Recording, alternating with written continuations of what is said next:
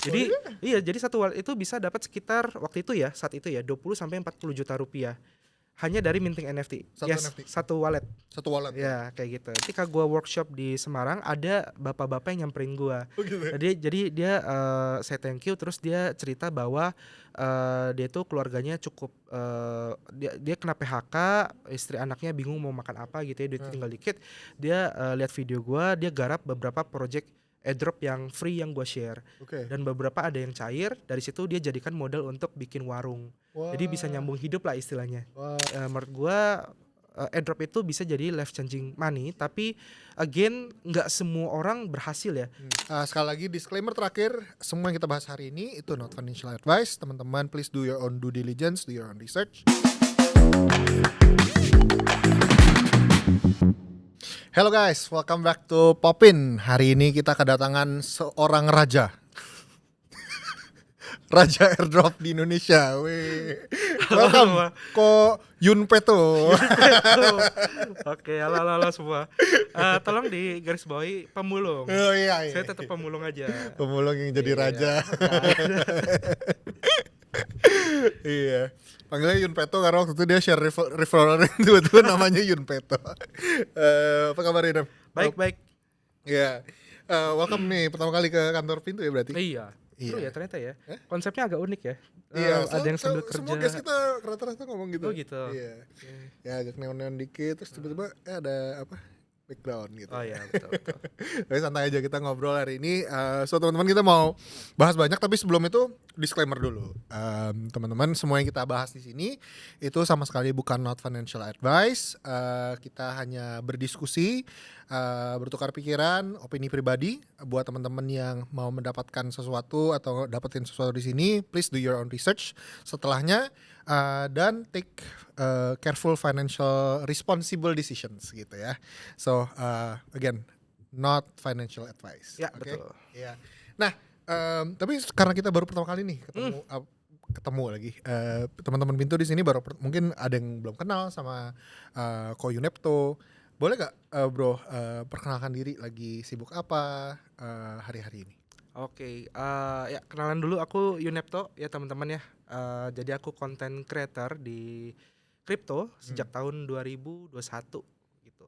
Jadi aku lagi fokus ya tetap build konten di YouTube, di Twitter, di Telegram, terus juga ada beberapa event-event yang aku jalankan, event offline kayak workshop di beberapa kota, terus event besar juga kayak Mulung Fest Asia 2026 nantinya ya. Terus juga aku punya kayak semacam company untuk tax consultant. Jadi kebetulan karena melihat banyak teman-teman yang JP di kripto gitu ya, atau cuan di kripto, ketika cash out ya agak pusing gimana nih soal taxnya. Nah jadi aku juga sekarang ada tax consultantnya. Wih, Jadi serius, baru iya tahu gue yang ya, ini. kayak gitu, itu memang ada namanya. Itu dimana gede loh. Iya lumayan. Nanti gue kasih referensi. Boleh. Komisi. Ya bisa diatur lah. Oke. That's awesome bro. Tapi would you say, mungkin gue mau ngomong dari pertanyaan ini dulu. Apakah has crypto changed your life? Iya, 100%, 1000% malah, iya. Berubah ya? Iya, berubah banget. Oke, nah itu yang gue mau gali hari ini. Cuman sebelum itu mungkin bisa gak take us to the life before crypto tuh, lu hidupnya kayak gimana? Gimana sih background keluarga lu mungkin? Atau ya boleh gak cerita dikit? Keluarga gue bukan keluarga yang susah sih sebenarnya sih, keluarga yang cukup lah. Jadi almarhum bokap gue itu ya kita ada toko di rumah jual alat-alat konveksi, jadi kayak benang, PP, OPP, polyester kayak gitu. Dan itu keluarga hidup lah kayak gitu, cukup. Cuma ketika gue lulus kuliah, jadi kuliah juga dibayarin bokap juga, lulus kuliah dari sistem informasi di Untar kebetulan. Jadi gue waktu itu apply kerja tuh susah banget karena sistem informasi ini ternyata beda ya sama IT ya. Oh gitu. Di Jakarta tuh lowongan kerjanya paling banyak butuhnya IT yang bisa jago coding dan lain-lain, sedangkan kita belajarnya basic. Jadi waktu itu gue apply, akhirnya mau nggak mau cari kerja apapun itu gue kerjakan. Jadi kebetulan diterimanya di salah satu bank di Indonesia sebagai sales kartu kredit. Jadi namanya card loan officer. Jadi kita jualan kartu kredit sebenarnya. Serius. Iya serius. Cuma waktu itu ketika gue jadi sales kartu kredit itu penempatannya di cabang. Oke. Dan di cabang ini kan sepi ya, karena bukan bank yang apa istilahnya ya, bukan bank yang orang sering datang. Oke. Jadi gue lebih banyak cari kartu kreditnya ini atau closingannya itu keluar. Jadi gue keluar dari cabang ke kantor-kantor, ke ruko-ruko gitu ya. Gue tawarin, ketokin pintunya, permisi Pak, saya Yunepto dari Bank X mau nawarin kartu kredit ini, kayak gitu. Serius. Terus gue beli gimmick juga. Gimmick tuh kayak tumbler, kayak bola, boneka, apa segala macam itu ke pasar pagi. Nah jadi kalau kalian lihat di dunia kartu kredit atau sales gitu ya, nawarin kalian, Kak daftar ini dong, nanti dikasih hadiah apa. Nah itu biasanya itu pakai duit pribadi mereka belinya. Serius. Jadi bukan pakai duit kantor. Itu gimmicknya kita beli sendiri biasanya. Oh ya. Kayak gitu. Jadi gajinya kecil gitu ya. Kecil banget gajinya kalau gaji pokok, karena mainnya kan komisi ya kalau sales ya. Jadi ya udah, kan nggak enak juga numpang orang tua terus, ya udah cari duitnya seperti itu. Nah di 2021 itu COVID lagi tinggi-tingginya kan ya, Delta. Nah itu produk-produk perbankan di stop dulu, khususnya bagian kartu kredit, karena takutnya orang minjem nggak bisa bayar gitu kan. Nah akhirnya terjadilah layoff massal lah kayak gitu. Di perbankan. Ya di perbankan. Jadi gue juga kena kebetulan. Oh wow. Nah dari situ sisa tabungan ya udahlah, beli barang-barang dari China gitu ya, beli aksesoris HP, mikirnya mau jual di toko ijo sama toko oren. Ternyata susah banget gitu, nggak ngerti, ternyata sepasang ads harus apa. Jadi barangnya sekarang masih ada di gudang numpuk. Iya masih ada. Jadi cuma sisa berapa ya, 2 juta 3 juta gitu. Terus cerita lagi, naik ramenya saham ya waktu itu kan. Rame-rame orang cari duit gimana cepet nih gitu kan. Akhirnya masuk saham kan, FOMO-nya saham kan. Apalagi waktu itu zaman-zamannya dibilang Elon Musk mau bangun pabrik ya. Iya kan, inget gak sih orang mau bangun pabrik, terus nggak jadi, turun drastis, orang lari lagi ke kripto. Nah saat itulah gue ikutan masuk kripto. Ya dari situ coba trading bro. Jadi gue coba belajar trading, coba belajar future, terus lihat YouTube orang. Cuma waktu itu gue bingung. Gue liat YouTuber saat itu di 2001 kebanyakan ngebahasnya harga doang. Jadi kayak beli Doge pasti naik, beli ini pasti naik, beli ini pasti cuan. Tapi gue ada pertanyaan, kenapa dia bisa naik? Nah sesimpel itu. Jadi dari situ gue pelajari lah project-project kripto, ya kayak BNB, kayak PTU juga waktu itu dan lain-lain gitu. Terus gue bikin lah kontennya. Jadi sebenarnya waktu itu gue bikin konten tuh iseng, dengan tujuan supaya apa yang gue pelajari nggak lupa. Jadi hari itu gue belajar BNB, ya udah gue sambil bikin kontennya, terus gue iseng upload aja. Nggak ada harapan tuh jadi content creator tuh, nggak ada. Oh gitu. Iya nggak ada tuh, nggak kepikiran. Ya udah iseng aja konten, bikin tiap hari tuh gue bikin sehari 1 video waktu itu. Ya udah dari situ pelan-pelan naik gitu ya. Oh ternyata ada yang nonton gitu kan. Gue bingung kok ada yang nonton. Padahal kayak membosankan deh konten gue deh, ya kan. Karena ngebahas fundamental banget kan. Orang kan pengennya dengernya sesuatu yang bagus, sesuatu yang positif, kayak ini pasti cuan gitu. Kalau gue enggak, gue bilang ini belum tentu cuan nih, ini tergantung ini bisa ini market cap lah apa segala macam, project buat ini segala macam, kok ada yang nonton gitu kan. Ya dari situlah mulai konten-konten ya pelan-pelan naik kayak gitu. Ya cuma sempet vakum karena waktu itu almarhum bokap kena COVID, meninggal. Ya udah sempet vakum, gue juga kena COVID sekeluarga kayak gitu. Jadi 6 bulan atau berapa gitu. Nah balik lagi comeback zaman-zamannya ini NFT-nya Gozali. Balik lagi zaman NFT Gozali sama Shiba lagi naik-naiknya. Nah gue bahas itulah. Dan ternyata dari situ ternyata viral ya, terus jadi content creator ada duitnya ya ternyata ya. Oh gitu. Udah mulai ada tawaran. Ada tawaran, tapi masih kecil lah, cuma $10 atau $50 per satu video. Ya kecil banget waktu itu. Tapi ya oke lah, disyukuri kan, karena nggak ada income kan. Gitu. Jadi ya sekarang jadi fokus di konten juga sih jadinya. Selama itu dari lu di layoff berarti lu memang nggak kerja? Nggak kerja. Jadi sempat ngelanjutin toko bokap, tapi karena mungkin sempat tutup 6 bulan itu, jadi susah banget lah, nggak ada yang beli, nggak ada yang apa. Kita coba buka beberapa bulan tuh nggak ada pembeli sama sekali. Gitu. Jadi akhirnya kita putuskan untuk tutup gitu sih. Tapi ya gue selalu bilang ya udah, ini semua hasil dari bokap apa segala macam, almarhum bokap ya kasihnya ke adik-adik aja sama nyokap. Jadi gue bilang ke nyokap juga, gue bisa cari sendiri, start dari awal sendiri kayak gitu. Tapi kan gue syukur udah masih istilahnya gue punya rumah, jadi gue nggak perlu kos, nggak perlu bayar. Terus gue juga ada pemberian bokap ya, itu laptop kan yang jadi modal gue buat konten. Gitu sih. Gila. Oke. Ya tetap ada privilege lah sebenarnya, tapi ya dimanfaatkan dengan baik. Iya, Istilahnya gitu. pastilah. Berarti awal-awal mah masih setupnya sederhana pakai webcam laptop gitu. Iya, sampai sekarang masih sebenarnya. Oh gitu. Coba kalau ada yang ngecek YouTube, gue nggak ada videonya, kenapa? Nggak ada muka gue, kenapa? Karena cam laptopnya lagi rusak, belum gue benerin sampai sekarang. Gila bro. Jadi gue tetap kamera apa kayak? Iya, tetap sekarang rekamnya pakai laptop, pakai OBS, record screen gitu ya. Ya beli mic, iya ada mic. Ya udah kayak gitu. Oh gitu. Simple itu setupnya. Gak mau upgrade kamera. Nanti deh. Ribet ya. Ribet. Kalau nggak pakai kamera juga dapat duit ya. Gitu ya. Yalah, harus upgrade nanti. Oke. Tapi setelah itu belum nggak pernah kerja lagi tuh setelah itu? Sempat. Jadi waktu itu ketika di 2022 Januari Februari itu kan turun banget, market crash kan. Ya. Ingat nggak, market crash Ya. turun banget tuh. Itu view turun drastis tuh. Sampai gue dilema apa gue stop konten aja ya gitu kan. Ada tuh pasti. dilema seperti itu. Nah kebetulan rezekinya ada aja gitu ya. Jadi kebetulan gue dikenalkan dengan seseorang. Dia cukup besar di dunia aset kripto, tapi dia lone wolf dan anonim ya. Dari situ gue ditawari untuk ketemu teman dia di suatu company lain. Jadi dia punya teman company lain bikin project kripto. Oke. Gitu. Mungkin kalau yang ngikutin gue mungkin tahu projectnya apa. Gue ditawari lah kerja di situ sebagai community manager untuk handle Discord-nya waktu itu. Ya dari situ ya udah naik terus. Jadi ya gue handle Discord, Telegram semua. Dan akhirnya gue juga cukup dipercaya oleh yang punya project seperti itu. Jadi itu juga jadi income gue sih. Karena ternyata gaji di Web3 cukup besar ya dibandingkan di Web2 ya. Ini fair-fairan aja kayak gitu. Iya karena walaupun paymentnya IDR tapi mereka mengikuti standarisasi gaji luar. Jadi gue cukup bersyukur sih bisa kerja di situ, bisa ya nyambung hidup sama nyenengin nyokap gitu ya. Kayak gitu. Nah, tapi waktu itu cuma berapa ya? 8 bulan pas 9 bulan gitu. Enggak cukup lama.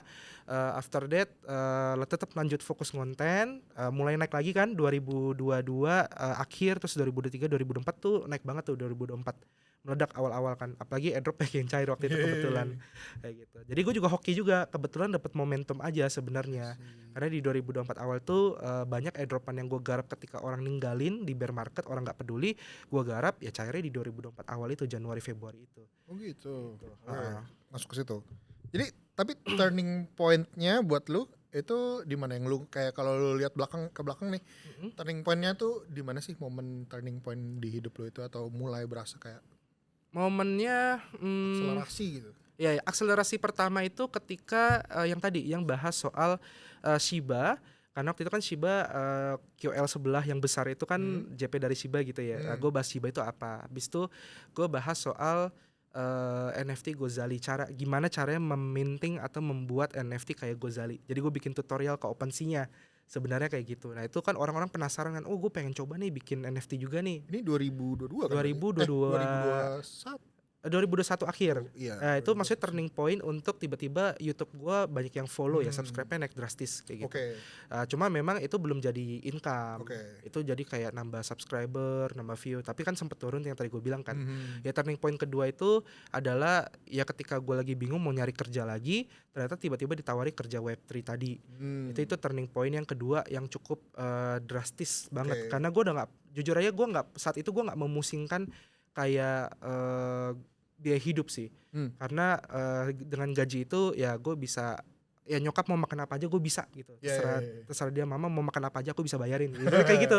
Kayak gitu. Jadi itu gede banget sebenarnya. Kayak gitu ya. Dari situ sama yang terakhir adalah di 2024 awal itu yang ketika Zcash terus apa itu semua cair tuh. Nah, itu turning point yang paling besarnya sih. Wow. Gitu. Oke. Nah, kalau dari si airdrop, lu mulai ketemu si airdrop ini tuh kapan sih? Oke, ketemu airdropnya sebenarnya nggak sengaja dalam artian jadi biasanya kan gue bahas fundamental tadi ya, jelasin project. Terus ada banyak yang komen di YouTube gue, kok bahas dong ini ada project namanya Aptos. Oke. Iya, jadi waktu itu Weki minta bahas Aptos, ya udah gue bahas lah soal Aptos di YouTube video gue jelasin Aptos itu blockchain apa segala macem. Dan ternyata di Aptos itu lagi ada testnet untuk minting NFT-nya, kayak gitu. Nah, jadi banyak yang dapat informasi tentang Aptos dari video YouTube gua dan mereka minting NFT-nya. Oke. Termasuk gue juga ada minting lah gitu kan. Oke. Dan ternyata nggak lama Aptos itu ketika listing dia itu ngasih airdrop token APT-nya untuk yang minting NFT doang di testnet, bro. Jadi iya, jadi satu wallet itu bisa dapat sekitar waktu itu ya, saat itu ya 20 sampai 40 juta rupiah hanya dari minting NFT. Satu NFT. Satu wallet. Satu wallet. Ya, kayak gitu. Jadi dari situ banyak yang ibaratnya say thank you lah, ya kan. Nah, berarti gue ngeliat kok dampaknya jauh lebih positif ya daripada hanya sekedar gue baca fundamental. Bukan berarti fundamental nggak ada yang say thank you, ada juga. Tapi dari airdrop ini ternyata bisa ngubah orang cukup cepat fasenya gitu ya. Karena kalau lu fundamental kan lu entah itu trading ataupun lu invest butuh waktu yang cukup lama. Betul. Ya kan, kalau airdrop ternyata cepat. Nah, habis itu gue bahas lagi tuh ada namanya Optimism, ada Arbitrum, dan itu ternyata juga menghasilkan cukup besar untuk teman-teman juga. Terus ada XAI, ada zkazing, ada apa banyak sekali yang gue bahas saat itu. Jadi ya sejak saat itu gue pikir karena airdrop ini banyak life changing banget buat banyak orang gitu ya. Ya udah sejak saat itu terus-terusan sampai sekarang gue bahas tentang airdrop. Kayak gitu. Gitu sih, bro. Sebenarnya airdrop itu apa sih? Kayak mungkin buat orang-orang yang nggak di luar kripto kayak itu datang dari surga gitu. Dan memang nggak perlu modal atau gimana sih? Kayak, boleh gak ceritain airdrop itu apa sebenarnya? Kenapa bisa ada duit yang tiba-tiba datang? Boleh gak diceritain dikit? Oke, jadi sebenarnya airdrop ini tuh ada yang gratis, ada yang tidak gratis. Ya, tergantung bentuknya seperti apa gitu. Gua anggap airdrop ini tuh sebagai strategi marketing yang dilakukan oleh company Web3. Jadi sebenarnya perusahaan di seluruh dunia, baik Web2 ataupun Web3, mereka kan income-nya dari jual produk. Ya kan, entah itu produknya dalam bentuk jasa atau barang, intinya mereka jual produk. Dan entah itu B2B atau B2C, mereka ini kan pasti melakukan strategi marketing kan. Nah, strategi marketing ini kan bentuknya bisa banyak, bisa digital marketing atau melakukan pasang ads gitu ya, atau door to door, itu kan juga part of marketing kan sebenarnya. Intinya kan produknya terjual atau ada yang pakai. Sama di Web3 ini kan rata-rata produknya adalah produk digital kan. Entah itu DeFi, entah itu blockchain, entah itu apapun itu. Nah, mereka melakukan strategi marketing salah satunya melalui airdrop. Jadi airdrop ini adalah sistem pemberian insentif reward atau hadiah insentif untuk para pengguna-pengguna early-nya.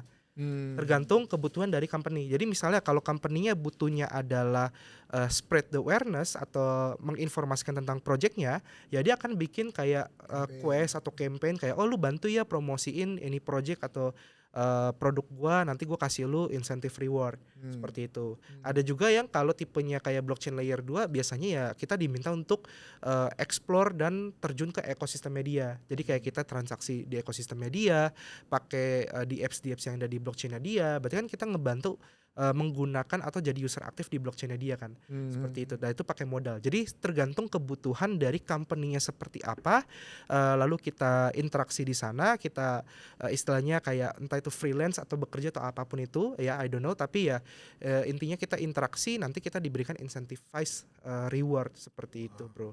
Dan nah biasanya kalau project Web3 dia kan pasti bikin token ya rata-rata ya.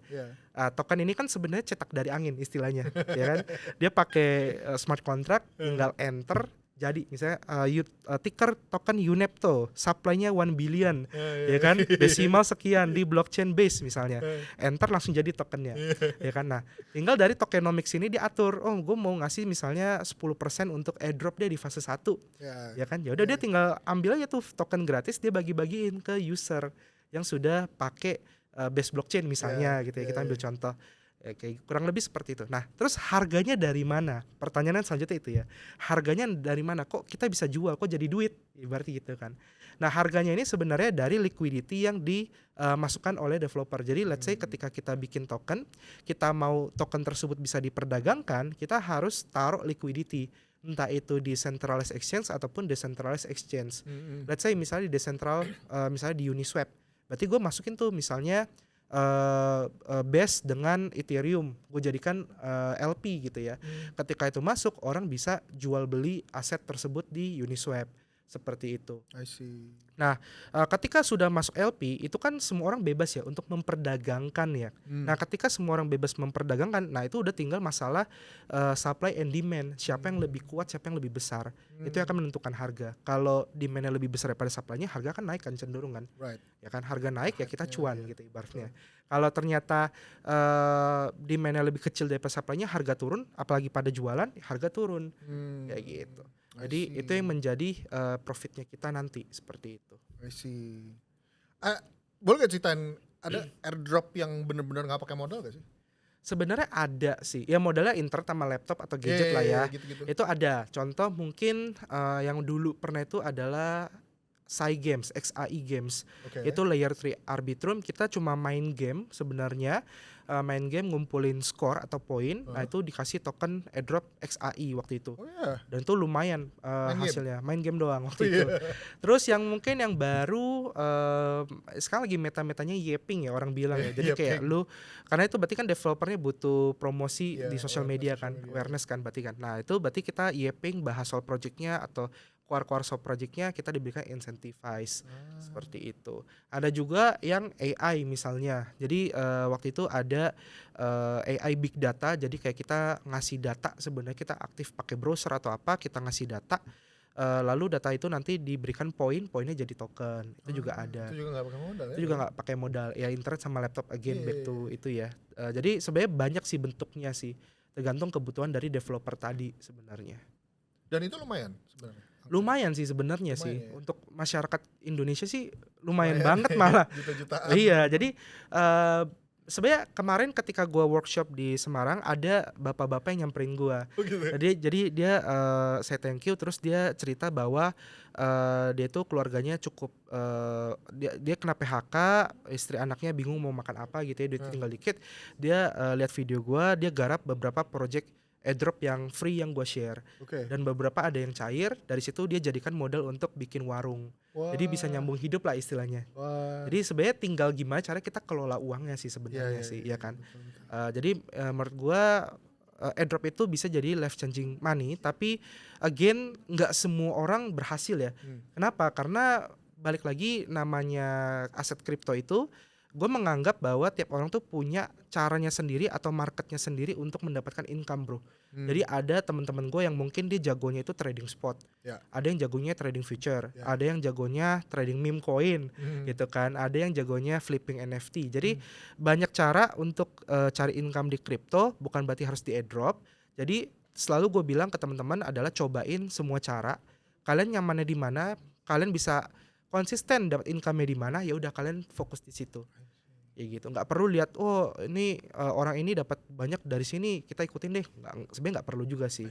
Kecuali kalian belum menemukan kalian di mana core-nya ya. Gitu. Wah, gila ya. Jadi kalau Mas ada lah ya kesempatan kadang-kadang kalau nggak pakai modal bisa dapat. Tapi memang yang lebih besar tuh yang ada pakai modal dikit gitu lah ya. Iyalah pasti. Oh gitu. Pasti. Boleh gak ceritain? Berarti tahun pertama lu dapet airdrop tuh tahun berapa? Sebenarnya dapat airdrop itu 2022. Oh udah pernah. 2022. Karena Aptos itu kalau nggak salah 2022. Gua agak lupa ya. Tolong dikoreksi. Antara 2022 apa 2023? Aptos tuh duluan daripada Optimism. Enggak, Optimism duluan kan? Cuma waktu itu ketika Optimism dapat airdrop, gua nggak tahu cara klaimnya waktu itu. Karena masih baru terjun kan. Gue taunya baca white paper. Jadi belum tahu lah. Gitu. Jadi gue sebenarnya taunya gue dapat Optimism itu setelah beberapa. Jadi lu klaimnya belakangan. Iya, setelah setahun apa 2 tahun setelahnya gitu loh. Gue baru iseng ngecek gitu kan. Kayak gitu. Baru iseng ngecek. Itu agak lucu juga sih sebenarnya. Oh gitu. Iya. Ada harta karun terpendam. Iya, ada harta. Iya betul. Kan waktu itu kan zaman-zaman itu kan belum ada tools ya. Maksudnya iya kan ingat gak sih? Airdrop checker lah apa. Iya, airdrop checker itu belum ada tools seperti itu. Kalau sekarang kan udah ada tools kayak lu masukin wallet address lu, nanti dia ngecek, nge-scan, oh lu udah pernah dapat airdrop di mana aja nih, itu ada. Betul. Gue pernah tuh pakai gitu. Loh, masih ada gitu. Iya kan? Nah, zaman dulu tuh nggak ada, guys. Jadi zaman dulu itu kita nyari informasi airdrop aja tuh manual, nyari sendiri di Twitter. Zaman sekarang udah ada website yang ngasih informasi tentang airdrop, tutorialnya, fundingnya, tuh udah ada tuh. Iya, jadi ya udah lebih enak lah zaman yang sekarang lah. Oke, 2022 tapi pertama dan itu yang lu ingat adalah Aptos kalau nggak salah. Dari tahun nih JP itu apa sih sebenarnya? Jackpot. JP JP terbesar di 2022. Terbesar banget Iya. di 2024. Airdrop. Aptos. Oke, Aptos. 2023 Kayaknya Sui deh. Sui. Gua- Sui juga dapat. Sebenernya gue agak lupa ya tahun-tahunnya Oke. ya. Tolong dibantu koreksi ya. Pokoknya waktu itu kan Aptos. Habis itu Sui juga mau ngasih airdrop kan Iya. sebenarnya. Tapi dia bukan airdrop sih. Dia jatuhnya itu kayak lu contribute, lu kayak beli pre-sale gitu loh Oh gitu. di beberapa gitu. exchange. Tapi tetap ya JP hasilnya Iya, gitu iya, loh. iya. Itu si Sui. Karena kita mikirnya kan waktu itu dia pakai Move sama kayak Aptos ya. Dan narasinya waktu itu staff-staffnya itu adalah ex-nya Google kalau nggak salah. Betul. Ya kan? Facebook. Meta. Ya Libra waktu itu Ex-Libra, ya gue baru ex-Libra. ingat ya Libra Meta. Jadi ya udah kita rame-rame ke Sui juga tuh waktu itu tuh Iya. gitu kan. Itu dapat airdrop lumayan. Sama main gamenya Sui. Jadi Sui juga sempat bikin campaign lu kayak main game tuh dapat airdropnya Sui juga. Gitu. Itu kita tuyulin tuh wallet. Itu lucu banget waktu itu lah zaman-zaman itu. Itu zaman-zaman kayak airdrop belum terlalu meta deh waktu itu ya. Yes, belum banyak lah yang tahu. Gue gak inget loh Sui punya airdrop segala macam sih. Ada, dulu. ada. Ada. Tapi kayaknya gue mainnya lagi fokusnya gak di situ gitu. Iya. 2023. Oke, 2023 berarti ada Sui ya. Ah. Nah 2024 ya, banyak tuh kayaknya. 24 banyak banget ada Zcasing, ada Sai Game Study, ada blockchain lah, layer 1, layer 2 itu banyak ngasih, DeFi juga kayak gitu itu juga banyak banget. Gitu sih gue udah sampai nggak inget juga sih. Hypercat bukannya 24 terakhir kan? 2024 ya terakhir ya? Iya, Akhir iya. 2024. Ya akhir 2000 dapat 2024 ya. Lu Everliquid ceritanya gimana? Sebenarnya diinfoin sama Koyugo sih. Oke, lu kenapa itu? Jadi kayak kita waktu itu ketemu makan bareng, dia pede banget ya. Udahlah kita ikutan garap lah. Lu garap dari kapan itu? Sebenarnya gue nggak gitu inget sih waktu. Pokoknya begitu. Telat apa early? Pertengahan lah. Gede itu? Lumayan gede. Paling gede atau enggak? Masih kalah masih casing ya kayaknya.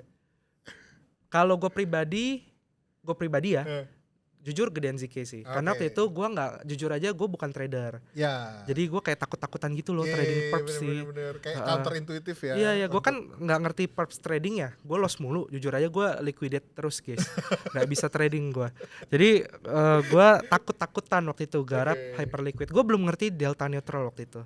Jadi ya udah. Poin gue kecil sebenarnya kalau hyperliquid. Koyugo ngajarinnya kurang lengkap ya kayaknya. Iya, dia kan nggak ngajarin trading gitu Iya, kan. iya, Nggak enak juga. Jadi gue lebih banyak memang di blockchain. Waktu itu hyperliquid belum narasi blockchain tuh. Oh, iya. Belum ada hyper EVM. Dia cuma perp dex aja tok.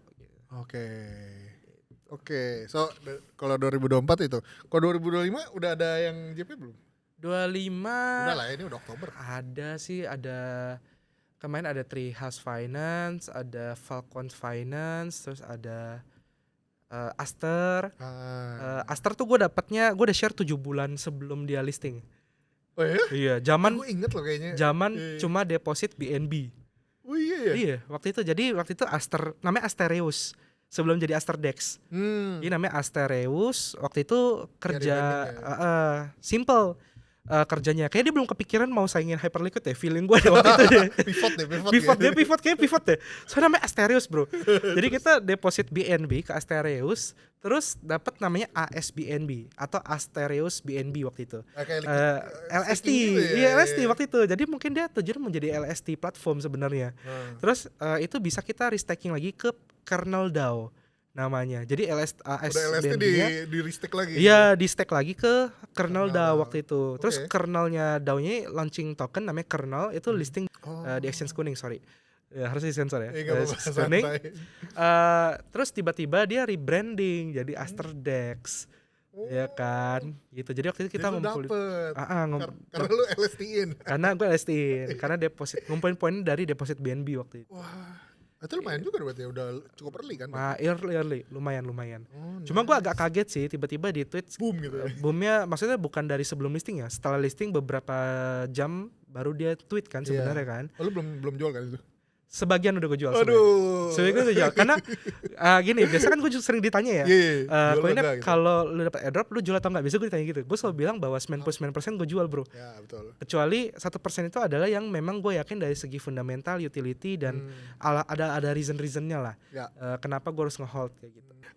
Tapi airdrop ini udah berubah ya. Kayak dari tahun ke tahun. Kayaknya hot-hotnya lu waktu di zaman Solana awal-awal gitu dapet gak?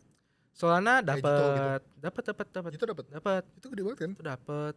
Sekarang kan juga Meteora mau Iya tuh Meteor lagi mau launching ya. juga ya kan, MET ya, Itu tickernya ya?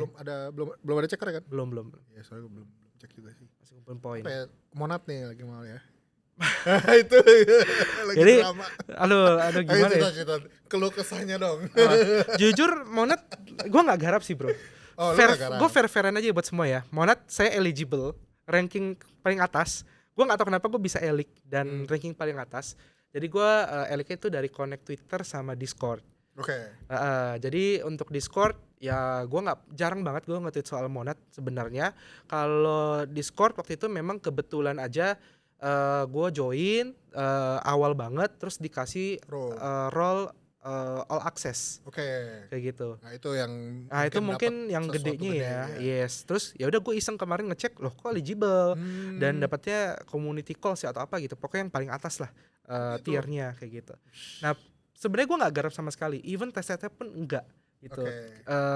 Kan kadang gue ke offline event atau kemana gitu ditanya ya kok Monat gimana pendapatnya? Gue bilang gue nggak garap test-testnya, gue jujur-jujuran aja, fair-fairan aja karena gue melihat Monat ini tuh over farm untuk testnetnya. Kita bicara testnet ya, over farm.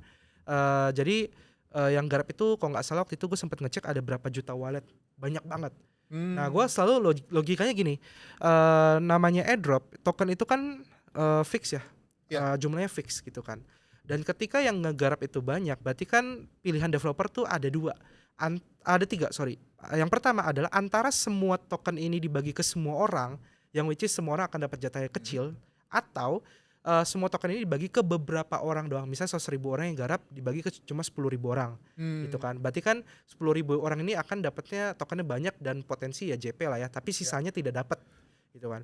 Atau yang ketiga, dia snapshotnya dengan cara lain. Nah, Monat dengan cara lain nih, itu kan yang testnya tidak di snapshot nih ternyata nih, ya kan, kayak gitu. Jadi gue tidak. Itu dramanya karena yang garap di tested pada nggak eligible. Betul. Ternyata yang Twitter sama yang Discord eligible, maka dibilangnya garapan circle gitu kan. Garapannya ya anak-anak sono lah gitu kan. Oh, lu harus kayak inner circle-nya dulu. Iya, kayak gitu. Betul. Jadi sebenarnya dari awal pun rame ya di komunitas. Oh, rame sih orang marah-marah sih. Oh iya. Tapi ya udahlah, maksudnya gue selalu gini, gue selalu menganggap airdrop itu balik lagi sebagai incentivize reward developer itu buat nyari engagement ataupun nyari something gitu kan. Tinggal kitanya nyikapinnya gimana. Kalau dapat syukur, nggak dapat gue ya udah. Gue tipenya gitu kebetulan. Bukan berarti kalian bisa kayak gitu, cuma gue tipenya seperti itu aja. Saya legowo guys orangnya kebetulan. Gue diserang sama orang aja gue santuy aja gitu. Oh ya udah gitu kan. Jadi ya udahlah kayak gitu. I see. Oke. Ya itu lagi drama lagi seru. Lagi seru. Ya, apalagi ini ya banyak foto-foto cewek-cewek gitu kan di Twitter gitu kan soal Monat. Ya udahlah itu strategi marketingnya begitu ya sudah. Oke, menarik ya. Ada drama apa lagi? Tahu. Oke. Tapi dari 2023 sampai sekarang udah ada perubahan kayaknya ya. Cara pandang orang tentang airdrop. Bener gak sih kayak project-project makin kayak quote-unquote pelit, terus udah lebih sophisticated lah kan, dulu bisa kayak Sibyl gitu-gitu kan. Sekarang udah enggak gitu ya. Bener gak sih itu? Iya sebenarnya bener karena gini, penggarap airdrop itu kan juga bertambah ya sebenarnya ya. Jadi sebenarnya ada plus minus nih. Ini gue perlu kasih tahu dulu nih. Minusnya adalah semakin banyak penggarap airdrop, maka jatah airdrop kita atau peluang kita JP akan semakin kecil.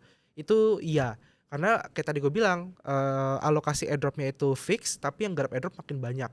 Makanya biasanya gue menghindari garapan-garapan yang hype atau FOMO banget.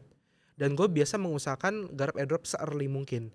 Karena kalau early kan yang garap masih dikit ya, dan kita punya peluang untuk ngumpulin poin sebesar mungkin sebelum garapan itu hype, sebelum orang FOMO. Kayak Aster tadi 7 bulan lalu gue udah garap, orang baru FOMO-nya ketika listing, ya kan, ibarat kayak gitu. Nah, sedangkan kita juga harus lihat sisi POV developer juga. Kalau developer yang benar, developer yang baik, dia itu pasti pengen harga tokennya stabil atau kalau bisa naik. Ya kan? Nah berarti kan ketika dia airdrop token, dia pasti mikir dong, wah gue ngasih token nih sebagai bentuk terima kasih ke mereka, tapi kan gue juga pengen harga token gue bagus kan. Sedangkan airdropper itu kan ya kita fair-fairan aja, kita jujurnya teman-teman pasti jual cari profit kan. Itu berarti harga tokennya akan turun. Berarti gue gimana caranya ya supaya gue bisa pilih holder orang yang kira-kira ada beberapa jadi holder tetap gue. Nggak bisa 100%, tapi gue meminimalisir selling pressure-nya, ngerti nggak istilahnya? Jadi kalau gue asal bagi mungkin 100% orang jual, tapi kalau gue pilih-pilih orang ternyata 50% ada yang hold nih. Jadi selling pressure-nya cuma 50% misalnya seperti itu. Nah itu makanya ada Shibil dan sejenisnya. Terus kenapa lebih pelit ya itu supaya selling pressure-nya tidak terlalu besar. Akhirnya mereka biasanya bikin campaign jangka panjang kayak airdrop-nya itu kayak dibagi-bagi bertahap per fase. Kayak Asterius kan fase 1, 2, 3, sekarang udah fase 3 kan, pelan-pelan gitu kan. Nah kayak gitu. Jadi ya kalau developer yang benar dia pasti punya kepentingan untuk supaya harga token ini cenderung stabil ataupun naik supaya valuasi perusahaannya juga naik kan. Karena developer kan juga megang token kan, investornya juga megang token seperti itu. Ya, jadi ini plus minus juga sih teman-teman sih ya. Baik lagi tergantung POV-nya kita sama developer. Jadi kita juga kadang butuh POV developer juga untuk memilih project. Ya tapi bukan berarti developer ada yang tidak ada yang tidak benar juga, ada juga ya kalau dia nggak peduli dia akan bagi-bagi tokennya sebanyak mungkin, ya ujung-ujungnya dia juga akan rak kan sebenarnya kan kayak gitu. Jadi kalau buat yang mau grab airdrop, apakah airdrop itu akan mati?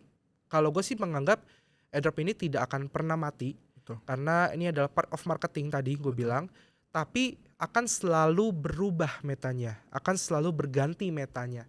Mungkin di zaman 2021 itu lebih ke social media kayak nge-tweet, kayak post IG story dan sejenisnya. Terus 2022 itu mulai berkembang ke testnet, 2023 itu berkembang lagi ke jalanin node di blockchain layer 0 ataupun layer 1 gitu ya. Berkembang lagi ke retroaktif gitu ya, deposit, yield segala macam dan lain-lain. Terus berkembang lagi ke meta Yeping lah. Sekarang lagi masuk ke metanya presale. Sebenarnya presale pun juga di 2021 tuh juga banyak sih sebenarnya kayak gitu. Comeback ya kayaknya. Cuma comeback ya, jatuhnya comeback kayak gitu. Jadi meta itu akan terus berubah-berubah. Tinggal kitanya ini mempelajari dan mengikuti metanya sih. Karena ya developer butuh kebutuhan, bro. Makanya metanya terus berubah. Kayak gitu aja sih intinya. Ya, I think yang menarik dari ini tuh kayak kan kalau di crypto kebanyakan of course kebanyakan orang trading ya. Tapi yang menarik ini ternyata orang tuh bisa dapat cuan di luar trading. Yang kayak lu sebenarnya sama sekali nggak nyentuh trading nih. Ada loh hal-hal yang kita bisa lakukan di Web3 yang bisa bikin kita cuan ya, kayak contohnya ya garap airdrop atau partisipasi di presale, dan itu menarik mungkin buat teman-teman yang belum pernah nih bisa tuh belajar mampir ke Twitternya Koyunep, banyak banget alfanya di sana. Di call out terus, banyak loh opportunity sebenarnya di Web3 gitu ya. Ya betul. Iya. Oke. Alpha dong. Kira-kira kalau lu bilang sekarang presale lagi mengarah ke presale, alfanya lagi mengarah ke presale ya. Betul. Atau kalau airdrop boleh gak share alpha aja deh pokoknya. Kalau perspektif lu kalau airdrop sekarang kayaknya lagi enaknya di sini atau di chain apa, terus kalau presale tuh kayak gimana sih cara mainnya? Oke, kalau presale itu kan kita butuh modal ya. Berarti kita butuh modal. Sebenarnya itu bukan airdrop sih kalau presale sih. Lebih ke kita beli token di harga sebelum dia listing. Betul. Kayak gitu itu presale gitu loh. Tapi ya perlu digarisbawahi, presale itu juga nggak selalu cuan. Jadi ada resikonya teman-teman. Jadi tetap kita harus lihat supply yang beredar nanti ketika listing, market cap-nya start di berapa ketika dia listing, project-nya juga kita harus pelajari apakah project-nya ini bisa dapat engagement atau attention dari market yang membeli tokennya ketika nanti sudah listing. Karena kan kita dapat token, kita jual kan kita butuh exit liquidity sebenarnya kan. Karena gini, di crypto itu gue selalu bilang kita tidak cetak duit, tapi kita memindahkan duit dari kantong orang lain ke kantong kita. Jadi jangan sampai duit dari kantong kita pindah ke orang lain. Sebenarnya kan kayak gitu konsepnya kan. Kayak gitu. Jadi ya fair-fairan aja, memang dunia seperti itu. Nah kalau airdrop gue selalu merasa yang akan tetap sustain, karena gue lihat beberapa tahun ke belakang itu dia tetap sustain adalah yang pertama narasi blockchain. Teknologi blockchain, entah itu blockchain layer 1 atau layer 2. Tapi layer 1 itu biasanya cenderung tanpa modal, sedangkan layer 2 itu butuh modal. Gitu. Karena kita layer 2 itu kan tidak punya kepentingan buru-buru listing tokennya ya. Jadi dia biasanya kita harus tetap interaction on chain dan di mainnet gitu. Yang kedua itu adalah DeFi. DeFi nggak pernah mati bro. DeFi itu pasti ada. Nah DeFi ini bentuknya bisa macam-macam. Bisa DEX, bisa liquidity provider, bisa lending borrowing, bisa perp DEX, ya kan? Bisa P2P dan macam-macam. Pokoknya DeFi itu nggak pernah mati. Kenapa nggak pernah mati? Karena DeFi ini adalah jantung ekonomi dari seluruh blockchain. Gitu loh. Tanpa DeFi nggak ada blockchain yang hidup, ya kan? Kita mau jual beli meme, kita mau beli apapun asetnya, mau LP, mau dapat yield itu di DeFi. Seperti itu. Dan investor besar, orang yang udah gede, yang punya duit besar, pasti mereka masuk DeFi.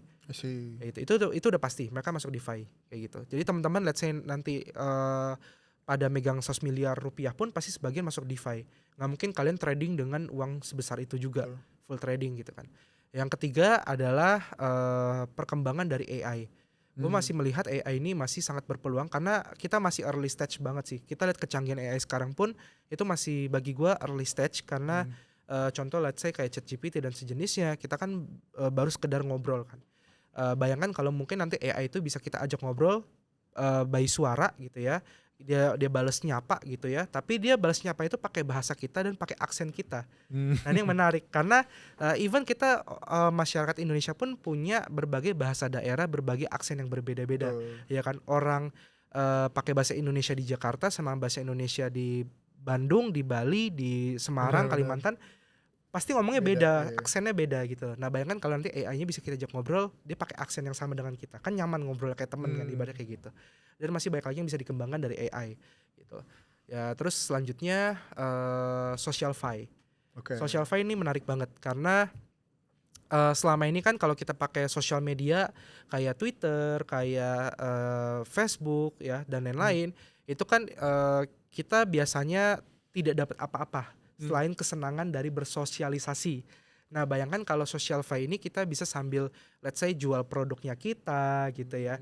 Kita bisa sambil apa ya istilahnya, bisa sambil jual nama kita atau IP-nya kita ya dan sejenisnya, itu bakal menarik banget kayak gitu. Jadi mungkin nanti narasi SocialFi akan mulai naik lagi. Sempat naik kan sebelumnya kan, cuma sempat turun, tapi gue rasa ini akan comeback sih nantinya. Kayak gitu. Ya sisanya ya kalian pelajari aja perkembangan teknologi blockchain karena nggak pernah habis dan narasi-narasi ini akan terus berubah-berubah sih. Itu bro. Asik. Dengar-dengar Koyonep itu base ambasador di Indonesia ya? Loh, Bapak kan juga. Loh, gitu ya. Ya karena base menarik ya, ekosistemnya gede ya. Iya, what revolution based on? Oke, jadi sebenarnya base ini kan sebenarnya ekosistemnya nggak cuma sekedar blockchain layer 2 kalau gua lihat. Base ini benar-benar dia pengen fokus nge-push untuk bagian sisi DeFi dan juga SocialFi yang tadi gue sebutkan, di luar dari narasi-narasi yang lain juga gitu ya. Dan dia kan juga di-back oleh beberapa institutional giants company ya, stablecoin yang cukup besar juga, top 2 kan, Circle kan.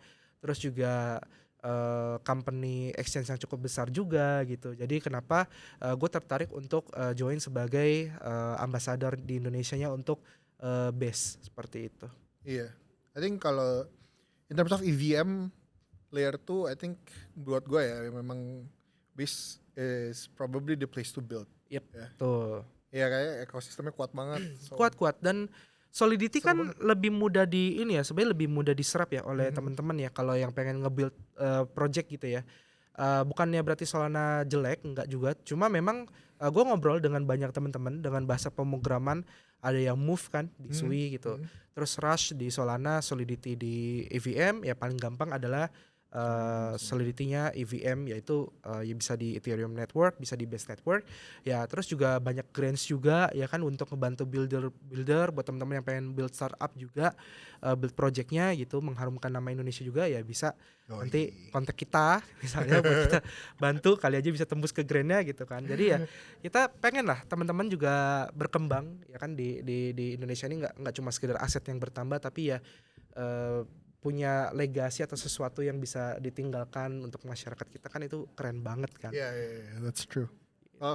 Shout out untuk Base Indo, shout out untuk Viv juga, dan hopefully lebih banyak lagi Web3 Dev di Indonesia ya yang bisa berkancah dan memberikan produk-produk yang bagus. I think udah mulai tambah banyak sih. Udah banyak.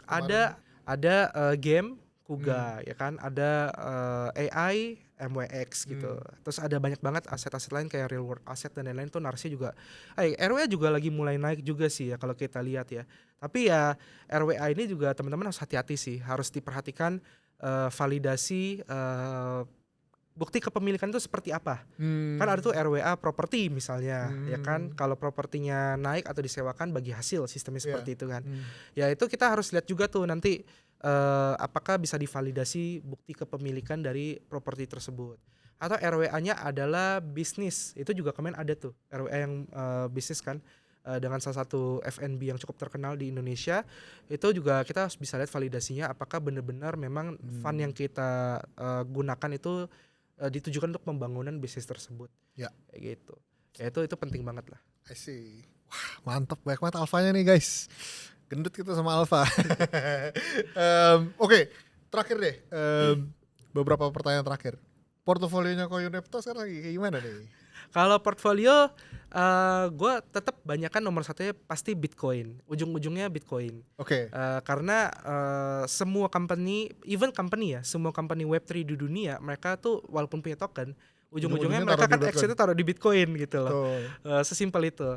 Dan gue selalu bilang ke teman-teman, sebelum 2030, kalian kalau bisa minimal punya 0,1 Bitcoin di spot. Ya, minimal aja punya 0,1 Bitcoin sebelum 2030. Kalau bisa punya satu, bagus. Lebih dari itu bagus banget. Gitu loh. Kenapa? Karena seperti yang kita lihat, Bitcoin ini kan udah fix angka supply-nya 21 juta Bitcoin, dan Bitcoin ini tidak bisa bertambah. Ya kan, tapi bisa berkurang. Berkurangnya seperti apa? Ya hilang lah gitu kan. Lupa seed phrase lah, lupa password, dibekukan pemerintah lah, dan lain-lain gitu kan. Kemarin juga kebetulan gue ketemu bro, ada bapak-bapak minta tolong ke gue gitu. Koyunep, aku punya 70 Bitcoin dulu beli gitu, tapi sekarang lupa passwordnya gitu kan. Dia simpen di email kebetulan. Dia lupa password sama emailnya apa. Gimana ya recovery-nya ya? Saya bilang ya nggak bisa bantu, Pak, kan bapak yang buat email ya gitu kan, ibarat ya kan. Saya nggak bisa bantu nih. Walaupun bapak mau kasih saya. Ini contoh-contoh 70 Bitcoin hilang ya. Iya. Tapi makasih loh Pak sudah mengurangi supply 70. ya gimana ya, kita fair ya kan. Kayak gitu. Jadi dan institusional beli terus kan. Ya kan, MicroStrategy dan BlackRock dan lain-lain. Dan enaknya curangnya mereka ya, ini fair-fairan kita aja ya. Kita beli pakai duit kita sendiri, ya kan, pakai tabungan kita, hasil kerja keras kita. Curangnya mereka tuh pakai duit orang. Iya kan? BlackRock kan pakai duit orang tuh beli Bitcoin. Kalian cek di Arkham aja, BlackRock punya berapa Bitcoin itu kan dia beli dari pakai duit orang. Duit nasabah. Iya, tapi kan dia bilang ini punya BlackRock nih, punya kita. Mau jual atau ini kan dia kan. Maksud aku gitu. Jadi kalau bisa kan punya Bitcoin lah, ya minimal. Karena supply-nya akan terus berkurang gitu. Berapa persen portofolio Bitcoin? Gue belum pernah lihat persentase sih, tapi gue rasa kayak itu paling gede deh. Oke. Nah terus yang kedua itu adalah Ethereum, BNB, Hyperliquid, Solana, Sui. Nah cuma gue nggak ingat juga ini berapa persen. Gue nggak ingat. Tapi gue pakai semua aset ini untuk utilize, untuk garap airdrop lagi. Jadi kayak Ethereum gue buat garap airdrop di chain Ethereum atau di chain Base. Kan banyak tuh di Base juga lagi banyak project yang bisa kita deposit. Produktif semuanya. Produktif semua. Jadi contoh kayak di Base itu ada project namanya YoYield namanya. Jadi dia kayak yield aggregator gitu. Gue deposit Ethereum di Base, nanti dapat LST namanya UETH. UETH-nya gue lempar ke Pendle. Jadi dapat double yield, double airdrop gitu. Ya, terus ada juga stablecoin juga naratif, itu juga menarik, stablecoin naratif. Jadi kayak Falcon Finance kemarin, terus kayak beberapa project-project Plasma juga, XPL itu gue juga dapat airdropnya. Karena lu taruh stablecoin di sana. Yes, gitu. Jujur presale-nya gue gak dapat, gue ketinggalan sebenarnya. Kan 5 menit langsung habis ya. Gue juga ketinggalan informasinya sih sebenarnya. Tapi gue ikut garap airdropnya. Jadi gue deposit USDT, dapat yield 2% doang USDT-nya, tapi dapat XPL kayak gitu. Jadi gue lebih banyak di coin sama stable coin. Kalau token jujur gue nggak pegang sih. Kalau token sih hampir nggak ada kayaknya kalau token. Oke. Ini kayak sekarang nih lagi drawdown ini pas per hari kita nonton ini lagi mau coba-coba retest support lagi nih setelah kemarin gonjang-ganjing. So lu kayak gitu tuh lu ada kayak jual atau atau lu ya udah lu konsisten aja, lu hold aja itu spot? Oke, kalau itu sebenarnya kalau gini gue ceritanya adalah gue bilang tergantung kondisi teman-teman. Tiap individu tuh beda-beda. Ya, Maksudnya ini kan lu gitu. ya kalau gua nggak jual sama sekali. Oh ya, oke, sampai let's say 2030 mungkin gue masih belum jual kali ya. Oh, jadi ini memang back lu yang lu udah pokoknya dudukin Iya, aja gitu. iya. Emang lu Iya. udah pede sama projects ini Iya. dan ini produktif buat lu bakal hold terus. Pokoknya ini mau Iya. bear market mau apa juga lu tetap akan Ya, hold. sebenarnya 99% aset gue itu semua di kripto. Enggak, mungkin 99,9 sekian persen itu aset gue di kripto. Jadi di bank account-nya lu Kecil banget lah, cuma buat gitu. hidup doang, buat beli bensin, beli kopi, gitu. servis motor, kayak gitu mungkin ya. Oke. Jadi mungkin gue belum ada kayak kebutuhan untuk withdrawal. Oke. Mungkin 2 tahun atau 3 tahun ke depan mungkin ada, I don't know ya. Cuma sekarang belum ada kebutuhan untuk withdrawal sih. I see. Gitu. Jadi balik lagi ke teman-teman lah kebutuhannya. Ya. Saya kan masih single, belum berkeluarga gitu kan. Oh, tapi yang spot bags ini maksudnya nggak ada dijual ke stables gitu atau pokoknya lu udah settle dengan portofolio lu gitu ya. Wah, keren kok Yunepto. Oke. Oke, closing deh kok. Ada gak saran mungkin buat teman-teman Pintu, inspirasi buat mereka yang kemarin baru ke liquid mungkin? Oke. Kalau yang ke liquid atau apa gitu ya, atau yang kena hack walletnya, gue juga pernah kena hack walletnya gitu. Gue juga pernah ngerasain liquid juga. Jadi semua penderitaan kalian mungkin gue sudah pernah lalui itu gitu ya. Pesannya ya jangan nyerah karena aset itu masih bisa dicari sebenarnya. Tapi nafas kita itu nggak bisa dicari. Jadi bersyukur kita masih bisa bernafas ya ketika akan bangun tidur. Oh gue masih nafas nih, berarti gue masih hidup, masih bisa cari duit gitu kan. Dan buat nyari duit ini sebenarnya banyak cara, kayak tadi gue bilang di blockchain itu 1001 cara. Jadi kalian cari caranya aja, pasti bisa, pasti ketemu, nggak mungkin enggak. Karena selama ini sejauh ini gue belum menemukan orang yang gagal setelah explore dunia kripto, dunia blockchain. Pasti ada aja, entah itu dia ternyata berhasil kerja di dunia Web3 dengan gaji USDT yang standarnya gede-gede, entah itu dia trading spot, trading future yang tadi gue bilang, atau airdrop. Jadi ya bisa karena biasa karena dipaksa. Sesimpel itu aja. Jadi paksa untuk belajar terus. Awesome, wah gokil. Jangan nyerah ya guys. Thank you so much buat alfanya. Semoga bisa berbuah buat teman-teman. Kalau yang baru pertama kali denger nih buat airdrop, silahkan cari tahu lebih jauh. Mampir ke YouTube Ko Yunepto, Twitter Ko Yunepto, banyak banget alfa di sana. Sekali lagi disclaimer terakhir, semua yang kita bahas hari ini itu not financial advice. Teman-teman please do your own due diligence, do your own research. Dan sampai jumpa di episode selanjutnya.